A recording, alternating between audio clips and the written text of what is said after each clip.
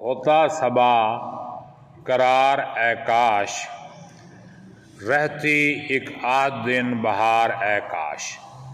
دیکھیں بیٹے، ردیف کلام کا وہ حصہ ہوتا ہے جو قافیے کے بعد مسلسل دہرایا جاتا ہے۔ جیسے پہلی غزل میں ردیف تھی کا، جس سر کو غرور آج ہے یا تاج وری کا، کل اس پہ یہیں شور ہے پھر نوحہ گری کا، تو اس میں ردیف تھی کا، اور اس غزل میں ردیف ہے اے کاش۔ تو اے کاش میں یوں سمجھ لیں کہ یہ ایک تمنا ہے، ایک حسرت ہے جو کسی بھی طرح پوری نہیں ہو رہی۔ تو شاعر کہتا ہے گل کو ہوتا صبا قرار اے کاش، رہتی ایک آدھ دن بہار اے کاش، یعنی اے کاش پھول کو قرار ہوتا اور ایک آدھ دن کے لیے بہار رہ جاتی۔ دیکھو بیٹا، بہار ہے پھولوں سے، پھول اگر زیادہ دن چل جائیں تو بہار بھی زیادہ دن چل جائے گی۔ دیکھیں بیٹے، یہ زندگی کی ایک حقیقت ہے کہ حسن، جوانی، دولت، اختیار، اقتدار، شہرت، نام، یہ کسی کے پاس مستقل نہیں رہتا۔ ایک وقت آتا ہے جب حسن والے کے پاس حسن نہیں رہتا، دولت والے کے پاس دولت نہیں رہتی، اختیار والا بے اختیار ہو جاتا ہے۔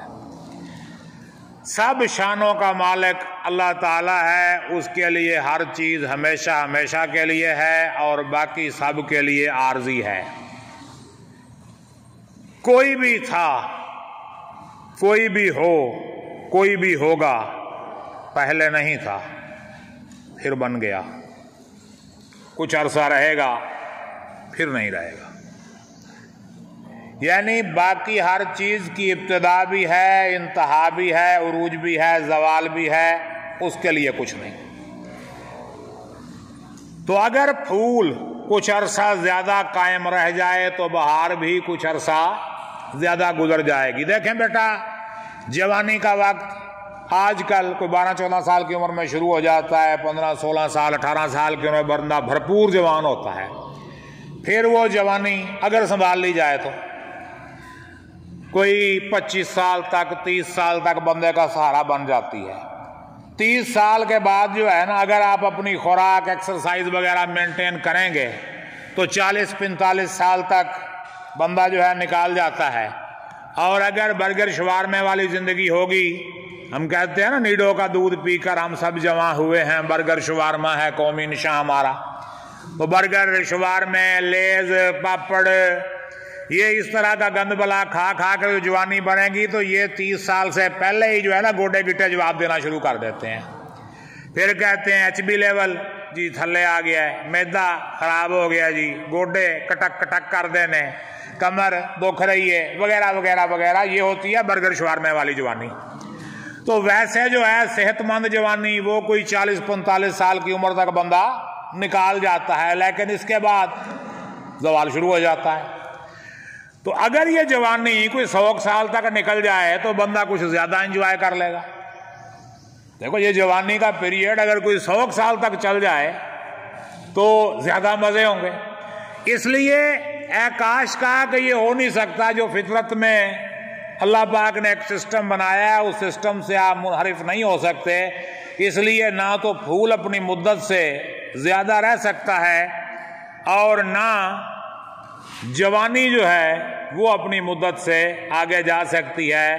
بس اللہ اللہ خیر صلی اللہ عالم لوہار نے فرمایا سی جوانی 4 دہاڑے خوشیاں نال ہنڈائیے، گئی جوانی موڑ نہیں آمدی لکھ خوراکاں کھائیے۔ کیوں بھائی، آمدی ہے واپس؟ پاویں لکھ خوراکاں کھا لو، نہیں آمدی گئی جوانی۔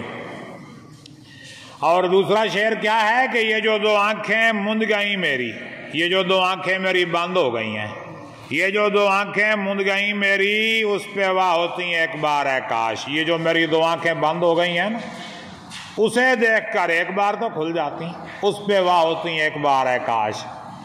مشوق نو وہندیاں تے کھل جاندیاں۔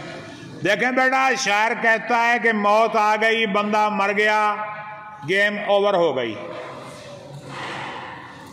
مگر کاش ایسا ہوتا کہ مرنے کے بعد بھی مجھے ایک بار محبوب کو دیکھنے کا موقع مل جاتا، کیونکہ محبوب جو ہے نا یہ عام طور پہ ہوتا ہے بے وفا، وعدے کرتا ہے پورے نہیں کرتا، آتا ہے تو اس وقت جب عاشق صاحب اگلے جان پہنچ جاتے ہیں۔ دیکھو نا، محبوب تو پیکر حسن و جمال ہوتا ہے، مثالی حسن کا مالک ہوتا ہے، اور ماشاءاللہ میری کلاس بیٹھی ہے سارے ونگے چبے آؤندے لیٹنے، کسے پاسوں شکلوں محبوب نہیں لگتے، پر حرکت محبوبہ والیاں، حرکتیں محبوبہ والیاں کرنی، لیٹ ہونا ہے نا، محبوب دیر سے آتا ہے۔ تو یہ کہتے ہیں کہ ہم دیر سے آنے کی وجہ سے محبوب بن جائیں، نہیں بیٹا، محبوب بننے کے لیے مثالی حسن ضروری ہے، پرفیکٹ بیوٹی، ایسے نہیں بنتا محبوب۔ خیر، تو میرے بچے، اس نے کہا کہ جو آنکھیں میری بند ہو گئیں کاش اسے دیکھ کر ایک بار تو کھل جاتی، اور کن نے اپنی مصیبتیں نہ گنی۔ کون ہے جو اپنی مصیبتوں کا حساب نہیں رکھتا؟ سب رکھتے ہیں۔ جدوں جو مصیبت ہوئی انہیں ریکارڈ رکھ لیا، یار مینوں آ مصیبت بھی آئی سی، آ تکلیف بھی آئی سی، آ غم بھی ہویا سی۔ کن نے اپنی مصیبتیں نہ گنی، رکھتے میرے بھی غم شمار ہے کاش کوئی میرا بھی غم رکھنے والا ہوتا۔ سب کو اپنی پڑی ہے، میری کسی کو فکر ہی نہیں۔ کہہ رہا ہے نا میر تقی میر۔ اب اگر آج میر تقی میر زندہ ہوتے تو میں ان کے پاس جاتا اور بڑے ادب و احترام سے کہتا، مرشد ایک بات میری بھی سن لیجئے، جب سب لوگ اپنی اپنی مصیبتیں گن رہے تھے تو آپ بھی اپنی مصیبتیں گن لیتے، آپ بھی اپنی مصیبتیں گن لیتے۔ دیکھیں بیٹے، بار تو اپنا بھی اٹھانا مشکل ہے، بار تو اپنا بھی اٹھانا مشکل ہے، کسی اور کا بوجھ کیا اٹھائیں۔ اب مجھے میرے دوست کہتے ہیں مولوی بن جاؤ، میں کہا پتہ ہے مجھے سارے مولویوں والے فنوں کا، لیکن بننا نہیں۔ کیوں؟ میں نے کہا اپنا بار اٹھایا نہیں جاتا، مولوی بن کے دوسروں کا بار بھی اٹھانا پڑے گا۔ اب ظاہر ہے میں مولوی بن گیا، مسئلے بتاؤں گا، کیا رزلٹ نکلے گا؟ اب صحیح بتا دیا پھر تو اچھی بات ہے، جو میں نے غلط مسئلہ بتا دیا اور آگے جس نے اس غلط مسئلے پہ عمل کیا، بوجھ کس نے اٹھانا ہے؟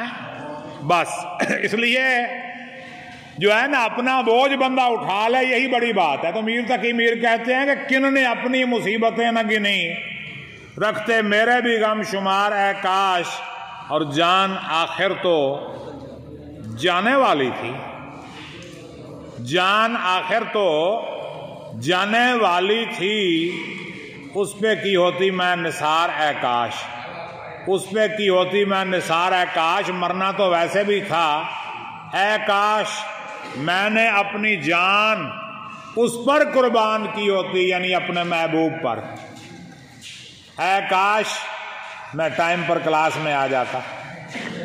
مار صاحب یہ گلاں چنگیاں نہیں، اس پہ کی ہوتی میں نثار اے کاش میں نے اپنی جان اس پر قربان کی ہوتی، مگر اب کیا ہو سکتا ہے؟ مرنے کے بعد تو کچھ نہیں ہو سکتا نا۔ مطلب یہ کہ اس زندگی میں اگر آپ نے اپنی جان کو کسی اچھے مقصد کے لیے استعمال کر لیا تو اس کا آپ صلہ پا لیں گے، ورنہ مرنا تو ہے ہی ہے۔ غالب نے کہا تھا نا، جان دی ہوئی اسی کی تھی، حق تو یہ ہے کہ حق ادا نہ ہوا۔ جان کس نے دی تھی؟ اللہ نے۔ تو جان دی، اگر اللہ کی راہ میں آپ نے جان بھی دے دی تو کون سا کسی اور کی تھی جان؟ جان بھی تو اللہ کی دی ہوئی تھی نا، آپ کی تو نہیں تھی۔ حق تو یہ ہے کہ حق ادا نہ ہوا۔ تو وہ کہتا ہے کہ میں نے کاش اپنی جان اپنے محبوب پہ قربان کی ہوتی، اور پھر یوں سمجھ لو کہ مرنے کا مزہ ہی آ جاتا۔ اور آگے کون سا شعر ہے؟ اس میں راہ سخن نکلتی تھی، شعر ہوتا تیرا شعار ہے کاش، اے میرے محبوب کاش تو شاعر ہوتا، پھر میرے اور تمہارے درمیان شاعری کا رشتہ ہوتا، میں تیرے لیے شعر لکھتا، تو میرے لیے شعر لکھتا، کبھی کبھی کسی مشاعرے میں ملاقات ہوتی، کبھی کسی ادبی کانفرنس میں ملاقات ہوتی، لوگ شک بھی نہ کرتے. ٹھیک ہے نا، شاعر شاعر سے ملاقات کر رہا ہے. جیسے جان ایلیا اور پروین شاکر کٹھے بیٹھ کے فوٹو کھنچواتے تھے، اب کہاں جان ایلیا جیسا بد شکل بندہ اور کہاں پروین شاکر جیسی پری مرد ہوئے گئے. یہ دونوں کی کٹھی تصویر تھی اور نیچے کسی نے کیپشن میں جان ایلیا کا شعر لکھا ہوا تھا، اور شعر تھا کہ کتنی دلکش ہو تم، کتنا دلجو ہوں میں، کتنا ہی دلکش ہو تم، کتنا دلجو ہوں میں، ہائے افسوس ہم لوگ مر جائیں گے کہ ہم جیسے بندے بھی مر جائیں گے. تیرے ورگا حسن دا مجسمہ تے میرے ورگا دل والا بندہ ایک ہے نا. اب ظاہر ہے جس کی شکل اچھی نہیں اس نے یہی کہنا اصل خوبی تو دل کی ہے. اب میرے ورگا بندہ کہے گا جی حسن تو دل دے وچ ہوندا ہے، حسن تے دل دے وچ ہوندا ہے، حسن تے جی بندے دے کردار وچ ہوندا ہے، حسن تے جی بندے دی سیرت وچ ہوندا ہے. دل کو تسلی دینی ہے نا. وہ لومڑی والی کہانی تو پڑھی ہوگی آپ نے. وہ لومڑی بھوکھی پھر رہی تھی، دیکھے اس نے انگور، اس نے کہا چل پھر آج انگور ہی کھانے ہیں. ماری اس نے چھلانگیں لیکن کام نہیں بنا، تو پھر کیا ہوگا؟ نے کہا جی انگور کھٹے ہیں. تو وہی ہے نا کہ بندے دی شکل چنگی نہ ہوئے تو پھر انہیں کہنا یار سارا حسن دل دا ہوندا ہے، اخلاق دا حسن ہوندا ہے، سیرت چنگی ہونی چاہیے بندے وغیرہ وغیرہ وغیرہ. آج جڑے بندے کو پیسہ نہیں ہوئے گا وہ کہے گا انگور کھٹے ہیں. کیوں؟ انہیں کہا جی بندے نو ذرا چال چلنا ہونا چاہیے. پیسہ تے کنجراں کول بھی بڑا ہوندا ہے، پیسہ تے کنجراں کول بھی. اور بھائی تیرے کول کوئی نہیں تو کہنا. تو خیر ہوئے نا ایک نمازی بندہ ایک بے نمازا انہوں ویکھ کے کہے گا آ گیا متھا کسان والا. حالانکہ وہ نماز پڑھ رہا ہے، اچھا کام کر رہا ہے. جو نہیں پڑھ رہا ہے وہ کہتا ہے ٹھیک ہے متھا کسائی جانا ہے میں ٹکراں. تو کیا ہوا؟ مقصد کیا ہے اس کا کہ میں تو نہیں پڑھ رہا نماز. جڑے ویلے نکمے اسٹوڈنٹ ہوندے نے پڑھن والے اسٹوڈنٹ کہنا وڈے پڑھاکو کتاباں دے وچ وڑے نے سارا دن، دنیا دا انہاں نوں پتہ ہی کوئی نہیں.